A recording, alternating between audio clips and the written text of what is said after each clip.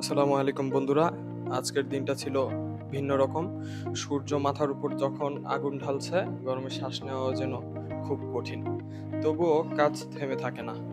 আজ আমাদের হাতে অনেকগুলো এসির কাজ এসেছিল, যেগুলো সম্পূর্ণই আমাদের দড়ির মাধ্যমে ঝুলে লাগানোর প্রয়োজন ছিল।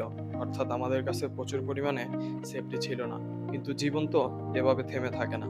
জীবনে বহু প্রতিকূল পরিবেশ আসে আমাদের সামনে, যা চড়াই উতরাই হচ্ছে আমাদের সংগ্রাম করে জীবন জীবিকার জন্য কাজ করতে হয়।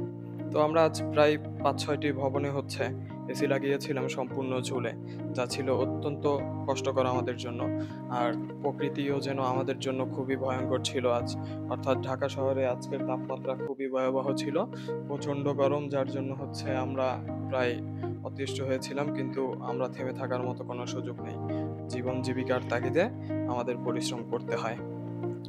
আজ আমাদের কাজ করতে গিয়ে ঘাম ঝরছিল, হাত কাঁপছিল, তবুও বুকের ভেতরে সাহস ছিল। কারণ আমরা জানি এই কষ্টই মানুষের আরাম এনে দেবে, ঠান্ডা বাতাসে হাসি ফুটবে কারো মুখে। যখন এসি বসানো শেষ হলো, তখন আমরা উপরে উঠলাম ধীরে ধীরে। কিন্তু মনে হয়েছিল যে জীবনের সবচেয়ে গুরুত্বপূর্ণ দায়িত্ব পালন করে আসছি।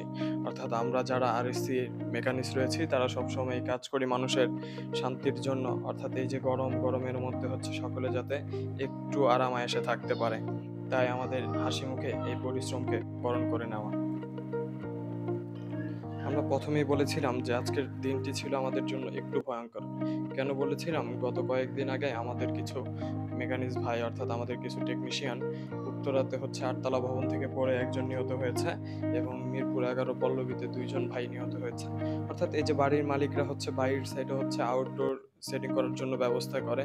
কিন্তু তারা চাইলেই ভিতরে হচ্ছে পকেট গেট সিস্টেম করেও ব্যবস্থা করতে পারত। তাহলে আমাদের আরএসসি মেকানিক্স বা হচ্ছে যারা টেকনিশিয়ান রয়েছে, তারা প্রচুর পরিমাণে সেফটি সহকারে কাজ করতে পারতো। আমাদের এভাবে ঝুলে কখনো কাজ করার প্রয়োজন হইতো না। কিন্তু যখন চারিদিকে টেকনিশিয়ানদের মৃত্যুর মিছিল, তখনও কেন যেন প্রত্যেক বাড়িওয়ালা কিংবা হচ্ছে রাজুকের যারা প্ল্যানার থাকে, তারাও কেন যেন এই বিষয়টি আমলে নেয় না। তারা সর্বদা এই ব্যবস্থা করে থাকে এসির আউটডোর লাগানোর জন্য বাহিরে। আমরা আমাদের টেকনিশিয়ান ভাইদের কাছে অনুরোধ করব, যাতে আমরা প্রচুর পরিমাণে নিরাপত্তা, অর্থাৎ পর্যাপ্ত নিরাপত্তা না থাকলে যেন কাজ না করি। এবং পরবর্তী ভিডিও দেখার জন্য আপনাদের সকলের প্রতি অনুরোধ থাকলো। আজ আর না।